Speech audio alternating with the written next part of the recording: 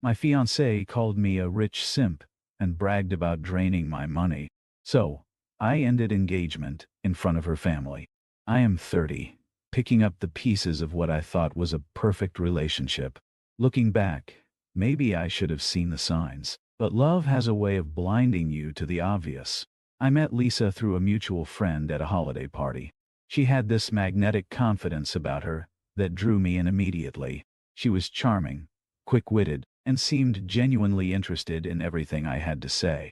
Within weeks, we were dating seriously. From the beginning, I knew she had expensive taste. Designer handbags, luxury spa weekends, fine dining, the works. But I had a good job in finance. And honestly, I loved being able to treat her. When my friends would joke about how much I spoiled her, I'd laugh it off. I just like making her happy, I'd say.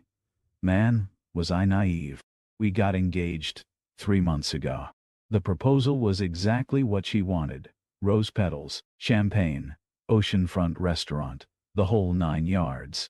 She cried when I got down on one knee, posted about it all over Instagram, called everyone she knew. I thought her excitement was about our future together.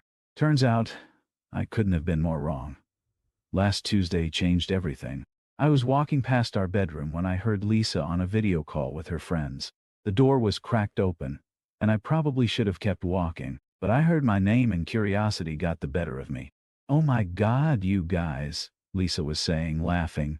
"Mike is such a rich simp. It's actually hilarious. He'll literally pay for anything without questioning it." My blood ran cold. I stood there, frozen, as she continued. "I've got it made. He's loaded, and he's so desperate to please me that I can get whatever I want. Once we're married, it'll be even easier. I'm basically set for life." Her friends were giggling along with her. One asked, "But what if he starts complaining about the spending?" Lisa snorted. "Please. All I have to do is threaten to call off the wedding, and he'll be begging me to stay. He's totally wrapped around my finger." She paused, then added, "Besides, if he ever runs out of money, there are plenty of other wealthy guys out there. You just have to know how to play them." My hands were shaking as I pulled out my phone and started recording. My dad always taught me to get evidence before confronting someone. Turns out, that was solid advice. After capturing about a minute of her cruel bragging, I quietly retreated to the living room, feeling like I'd been punched in the gut. For the next week, I played it cool. I watched her flip through $200 per plate catering menus and research 5-star honeymoon resorts like nothing had changed. Every time she'd wink at me and say something like, "Baby, wouldn't this venue be perfect?" my stomach would turn, but I kept my poker face. I even went along with her shopping sprees, watching her load up on designer clothes for our engagement photos. The whole time, I was secretly filling out "buy now, pay later" forms on eBay in her name. Petty? Maybe. Satisfying? Definitely. The breaking point came when she started pushing for an even more expensive wedding venue. I realized if she was this entitled now, marriage would only make it worse. That's when I decided to end it.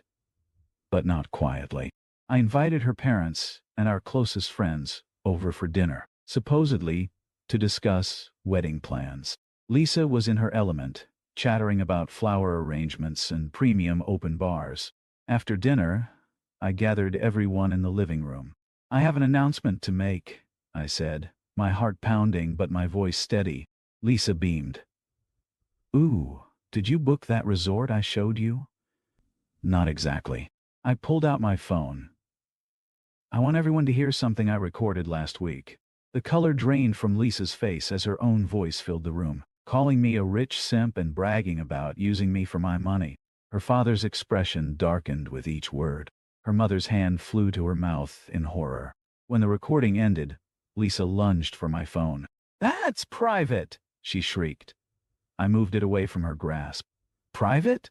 You mean like how you privately mocked me to your friends? How did you privately plan to drain my bank account?" "It's not what it sounds like," she sputtered. "I was just joking around." Her father stood up, his face ashen. "Lisa, tell me this isn't real." Tell me you didn't actually say these things about Mike. Daddy, he's twisting everything. I was just venting to my friends, I cut in. Venting? You were bragging about using me as your personal ATM. You literally said you'd leave me if I ran out of money. Her mother started crying. We didn't raise you to be like this, Lisa. How could you be so cruel? Lisa's tactics shifted instantly. The tears started flowing. Mike, baby, please. You know I love you. Don't throw away our future over one stupid conversation. Love me? I laughed without humor. You called me a simp. You mocked me to your friends. You literally planned how to manipulate me if I ever complained about money. That's not love. That's exploitation. Her father turned to me, looking devastated. Mike, I am so sorry. We never would have supported this engagement if we'd known. Dad, Lisa screamed. You're taking his side? I'm your daughter. And right now, I'm ashamed of my daughter. He shot back. This is not how we raised you to treat people. Lisa made one last desperate attempt. Fine. Cancel everything. Do you know how much money you'll lose on deposits? All the arrangements we've made? I shrugged. Better to lose some deposits than spend my life with someone who sees me as nothing but a wallet. She grabbed the engagement ring off her finger and slammed it onto the coffee table. Take your stupid ring back then. I pocketed it calmly. Oh, and Lisa? All those clothes you just bought? The ones you put on eBay's pay later plan.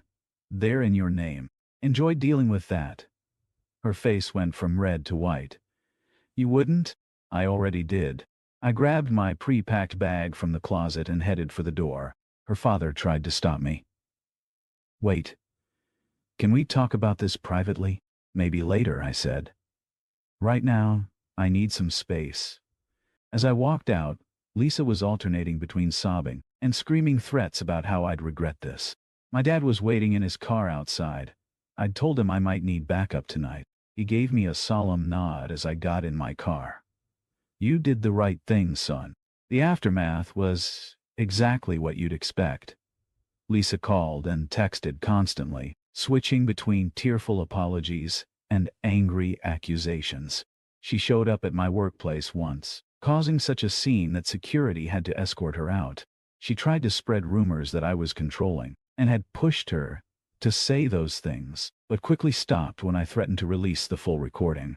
Her father reached out to apologize again, saying they had no idea she'd become this person.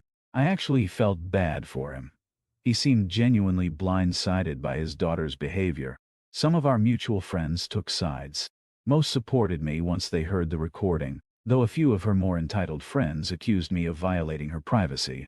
I blocked them all and focused on healing. It's been 3 months now. I won't lie. Some days are harder than others. But mostly, I feel lighter, free. My dad says I seem more relaxed. And he's right. Sure, I lost some money on wedding deposits, but I saved myself from a lifetime of manipulation and financial abuse. And Lisa? Last I heard, she's still dealing with those eBay payments. Karma's funny like that. Sometimes people ask if I regret exposing Lisa the way I did. I don't. She chose to brag publicly about using me. I just made sure everyone knew who she really was. Her words revealed her character. I just pressed play. These days, I'm focusing on myself. I'm back into my old hobbies, spending time with real friends, and enjoying the peace of my drama-free life. The next time I fall in love, it'll be with someone who values me for who I am, not what I can buy them. The whole experience taught me a lot about myself and relationships. Looking back, there were red flags I chose to ignore from the very beginning. Like how Lisa would joke about marrying rich when we first started dating, or how she'd compare herself to her friends' wives and girlfriends, always focusing on what they had, the cars, the jewelry, the vacations. Jenny's husband just bought her another Gucci bag. She'd say, casually over dinner, "They really know how to live, you know?" I'd try to redirect the conversation, but she'd push harder. Don't you want people to see how successful you are? To show them you can provide the best for your wife? When I suggested we start saving for a house, instead of spending so much on luxuries, she'd get quiet and distant.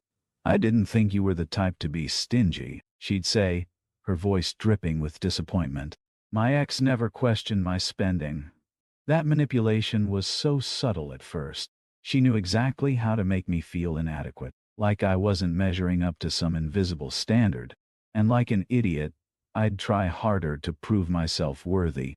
The truth was simpler and uglier. She was a gold digger who'd nearly trapped me in a marriage based on lies. These days I'm rediscovering who I am without someone constantly pushing me to spend more, be more, prove more. I'm cooking at home instead of hitting expensive restaurants, taking local camping trips instead of luxury getaways. And you know what? I'm happier. My dad came over last weekend to help me repaint my apartment, something Lisa had always insisted we hire professionals for. As we worked, he shared some wisdom that hit home. "You know, son," he said, carefully cutting in along the ceiling, "sometimes the most expensive things in life aren't the ones with price tags. They're the compromises you make that cost you your self-respect." He was right. I'd compromised my values, my financial security, and my self-worth trying to keep Lisa happy. The price was too high. Tomorrow, I'm meeting with a financial advisor to start planning for my future. My real future, not some Instagram-worthy fantasy. I'm thinking about starting my own business, maybe buying a small property to rent out. Things Lisa would have scoffed at as thinking too small. But that's the thing about finally seeing clearly. You realize that the right path for you might not be the one that looks most impressive to others. Success isn't about designer labels or luxury vacations. It's about building a life that aligns with your values. So, yeah, I lost a fiancé and some money. But I gained something more valuable: the courage to be authentic, and the wisdom to spot red flags before they become relationship-ending disasters. As for Lisa, I heard through mutual friends that she's already dating some rich tech guy, posting photos of expensive gifts and exotic vacations. Part of me wants to warn him, but I know he wouldn't listen. Some lessons you have to learn the hard way. I just hope that, when he inevitably finds her on a video call, bragging to her friends about her latest conquest, he has the strength to walk away too. Because at the end of the day, that's what this whole experience taught me. Walking away from someone who doesn't truly value you isn't failure. It's self-respect. And that's something no amount of money can buy.